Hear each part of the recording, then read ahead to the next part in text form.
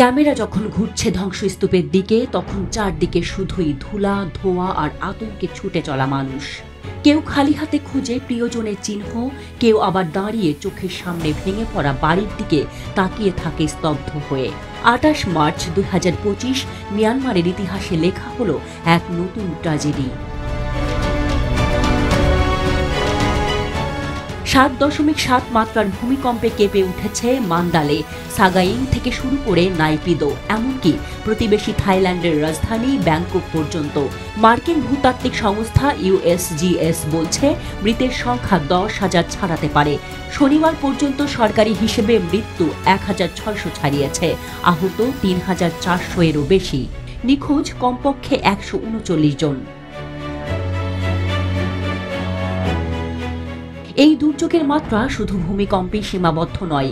একদিকে গৃহযুদ্ধ পীড়িত এক দেশের নাজুক অবকাঠামো, অন্যদিকে সহায়তা পৌঁছাতে বাধা হয়ে দাঁড়িয়েছে ভেঙে পড়া সড়ক আর বিচ্ছিন্ন যোগাযোগ ব্যবস্থা।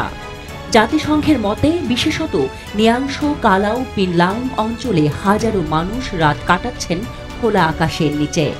মান্দালয়ের স্কাইভিল অ্যাপার্টমেন্ট ভবনের ধ্বংসাবশেষে এখনও প্রায় ৯০ জন আটকে আছেন বলে জানিয়েছে রেড ক্রস।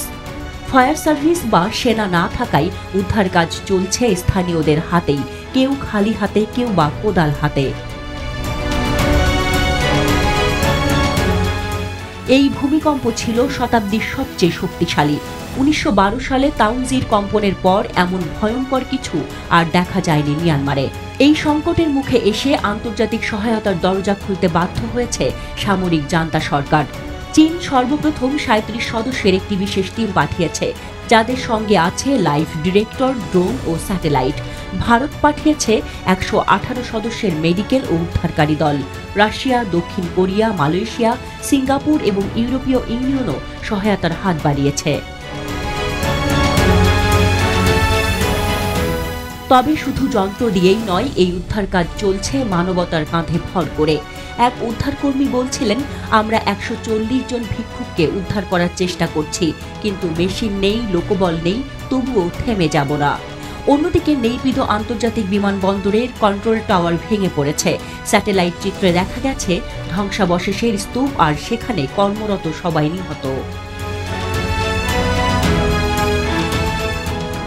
এই দুর্যোগে ক্ষতিগ্রস্ত শুধু মানুষ নয়, ক্ষতিগ্রস্ত শিক্ষা প্রতিষ্ঠান, হাসপাতাল, ঐতিহাসিক স্থাপনা, এমনকি ধর্মীয় স্থানগুলোও।